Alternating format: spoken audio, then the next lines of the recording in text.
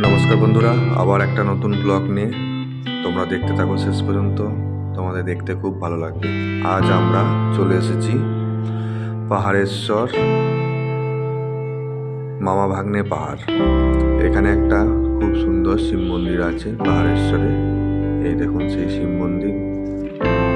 আমার মেয়ে এবং শালি দুজনেই দেখতে যাচ্ছে মন্দিরের ভেতরটা খুব সুন্দর। এই দেখুন, এখানে শ্রাবণ মাসে এবং শিবরাত্রিতে বিশাল ভিড় হয়। তাছাড়া প্রতি সোমবারও অনেকে আসেন পুজো দিতে। আমাদেরকে মামা ভাগ্নে পাহাড় দেখাতে শুরু করলাম। এই দেখুন, প্রচুর বিশাল আকৃতির পাথর। দেখে মনে হবে কেউ যেন তুলে এনে এখানে রেখে দিয়েছে, কিন্তু এটা বহু বছর ধরে এখানেই আছে। এটা দুবরাজপুরে মামা ভাগ্নে পাহাড়। এর কথা আপনারা গুগলেও পাবেন।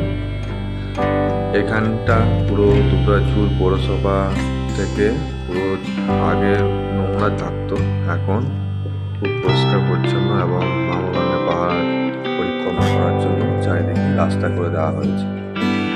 এখানে শীতকালে বাইরের থেকে লোকজনেরা পিকনিক করতে আসেন।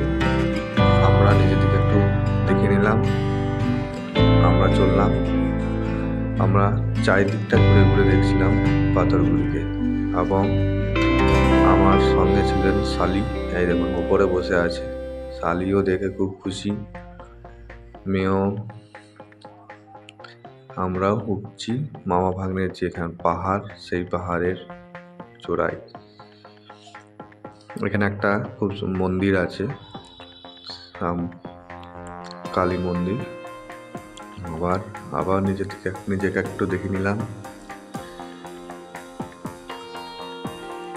এই দেখুন সেই মন্দিরে মাকে দর্শন করে দিলাম। এই দেখুন মামা ভাগ্নে পাহাড়ে মামা এবং ভাগনা। পাহাড় থেকে দুবরাজপুর পৌরসভার এলাকা বা দুবরাজপুর শহরটি দেখতে খুব সুন্দর লাগে। এটা যদি বর্ষাকালে আসেন, এর পরিবেশটা পুরো সবুজে ভর্তি থাকে। খুব সুন্দর একটা শিবের ছবি। তারপর এই দেখুন পাহাড় থেকে প্রাকৃতিক পরিবেশটা খুব সুন্দর। আপনারা এলে আসতে পারেন, অনেকেই আসেন।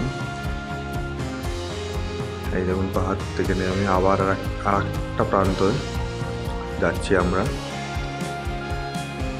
একটা থেকে আর একটা প্রান্ত যাওয়ার জন্য রাস্তা করে দেওয়া আছে। রাস্তা ধরে আপনি গেলেই দেখতে পাবেন।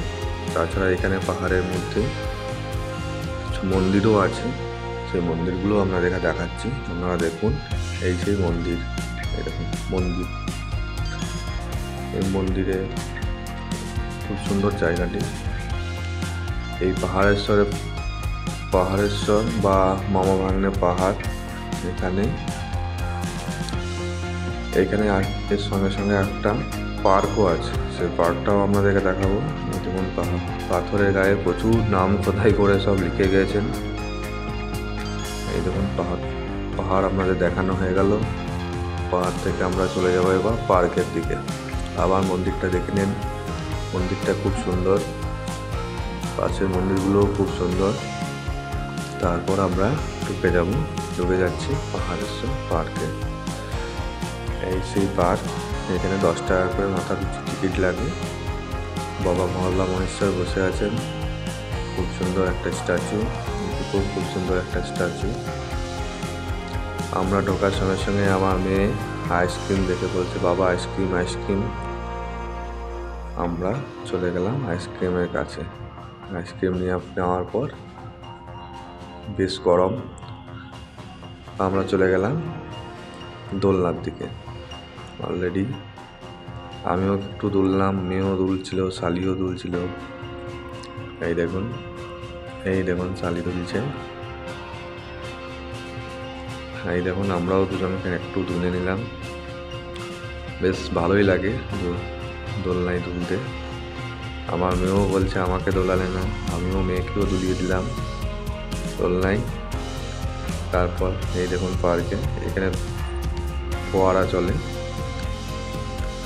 বেশ পাহাড়ের গায়ে পার্ক, বেশ ভালো লাগে দেখতে।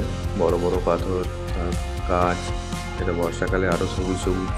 এখন বসন্তকাল, তাই গাছগুলোর পাতা পড়ে গেছে। বাচ্চা নিয়ে এলে খুব আনন্দ পাবে। এই দেখুন, বাট আমার মেয়েও উঠে পড়ছে এইগুলোতে, পুরো জিগজ্যাগ মতো করা আছে। আমার মেয়ে শালি দুজনেই খুব আনন্দ নিচ্ছে। আনন্দ নিতে নিতে তারপর দোলনাও আছে, বিভিন্ন রকমের দোলনা। এই দেখুন বেশ মজাই নিচ্ছে, মেয়ে তো নামতেই চাইছিল না। আরও অনেকেই এসেছেন, পার্কটা বেশ এই দেখুন, এই একটা খুব সুন্দর। আরও অনেকেই এই দেখুন খুব সুন্দর ফুল ফুটেছে। তারপর আমরা বেরিয়ে পড়লাম। চলুন, ধন্যবাদ, থ্যাংক ইউ। ভিডিওটা লাইক, কমেন্ট, শেয়ার করবেন। থ্যাংক ইউ, ধন্যবাদ।